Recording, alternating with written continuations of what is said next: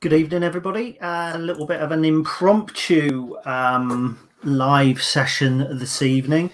Very, very quick indeed. Basically, a couple of little bits of news that have come through that I wanted to cover. The first bit of news that's come through that I really wanted to cover was the start date. We spoke on the podcast earlier this week, or earlier today, rather, about a potential start date, and now we've been given one. So our potential start date for this season is now September the 12th. So football will be back on September the 12th. Forget all this Premier League nonsense, Europa League, Champions League, all of that's all crap. This is real football, and we'll be back on September the 12th. So we won't be back at Sincilbank in terms of us and supporters. We'll probably be back at some time in October. Capacity can be is yet to be confirmed. It looks like it's going to be anywhere between sort of 12 and 33%. I think I've seen. So it could be as low as maybe 1,200 people in the ground. It could be as high as maybe 3,500. So certainly a lot still to go. As it's 1:01, the embargo is now gone. The other exciting news is that we've signed a player. The news has literally just broke. It was released by the club at 5. It's now 1 minute past. We've signed Ethan Ross on a 1-year deal. Now, for all of those who keep making the jokes and the hilarious jokes, and I say hilarious in inverted commas, that we need a goalkeeper before the season arrives, boom, we've got one. Ethan Ross is 6'5". He's been at Colchester. He's only played a handful of league games for Colchester, to be fair. One of them against us when we beat them, when they beat us 3-0. He's a former Arsenal youth. He's also a former West Brom youth, which I think perhaps is where Michael's been aware of him.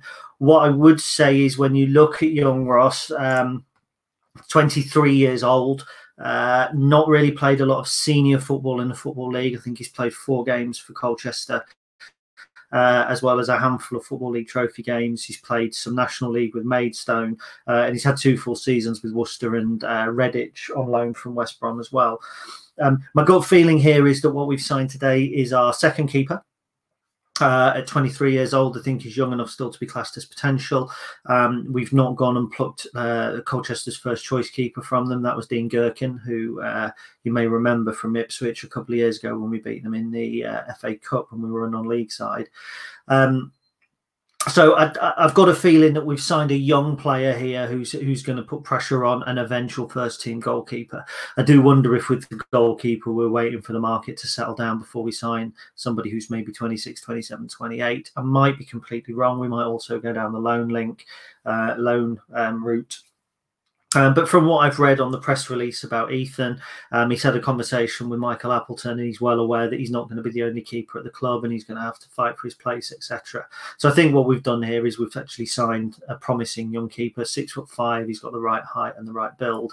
I think the 1-year deal also suggests that it's a calculated gamble, maybe, rather than the first-team goalkeeper. So I think it'd be like giving Grant Smith a 1-year deal and then bringing in somebody else. So, but it's still a sign-in. It means that if the season were to kick off tomorrow, which it won't, it'll kick off on September the 12th. But if it were to kick off tomorrow, we could now name a full first team.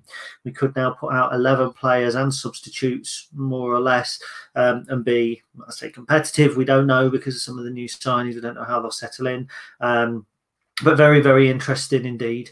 So I just wanted to do a really quick Facebook Live, literally just a couple of minutes, but it's always nice to get messages in. So Kev says another excellent podcast and the book just gets better. I'll be with you on the book, but I thought the podcast was, it's just 2 people talking like they're in the pub. And good afternoon to my good friend Chris as well. I hope you're well, mate, and I hope the family are well as well.